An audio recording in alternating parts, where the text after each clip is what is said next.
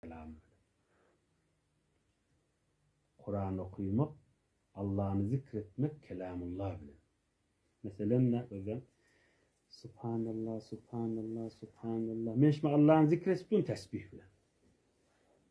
Elhamdülillah, elhamdülillah, elhamdülillah, elhamdülillah. Şimal Allah'ın zikrettiğin şükretmek bile.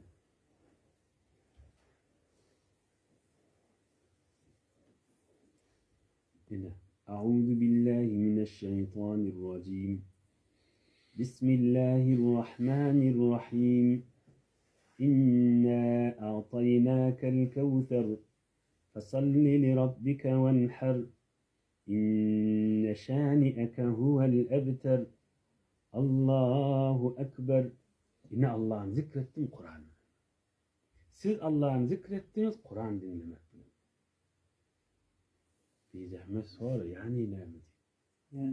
Yani işte şeytanın zahmet çıkıp zahmetinin neticesini alıp var yani. Biz Müslümanlar yenekken oğul men takkalı sellellen gaylan zaten. Zikir başka, Kur'an başka vakkalı da bilin kelleme.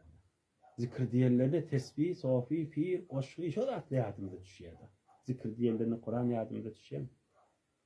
Kur'an'la geri zikirlen başı değil mi? Allah'ın öz kelamı değil mi? O zikir olmasa ne mi zaten zikir olmaz? Yine şeytanın kellesinden zatırdıdan yaşataydı. Zikir başka vakkalı, Kur'an-ı Kerim başka vakkalı. Onun meterde en büyük direkleri Kur'an-ı Kerim var, oğlum sıklar gittik. Kur'an-ı Kerim var çağım. Hani sahabeler 3 günde hatmetmeyemiştik. Hani Ebu Hanife haftada hatmetmeyemiştik. Mezhep başımızda 2 rekatta hatmetmeyemiştik.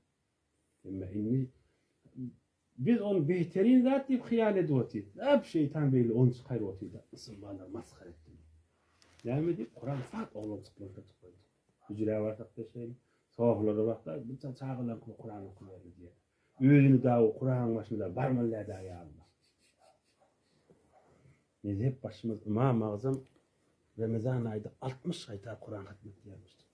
Birini günlüğü, birini gece, birini tarafı. Hani bize öyle mezhebi sayıyorduk da Hanefi mezhebi. Falan aydılar, öyle yani diye. Tadı ne? Allah'ın kelamını bilmez.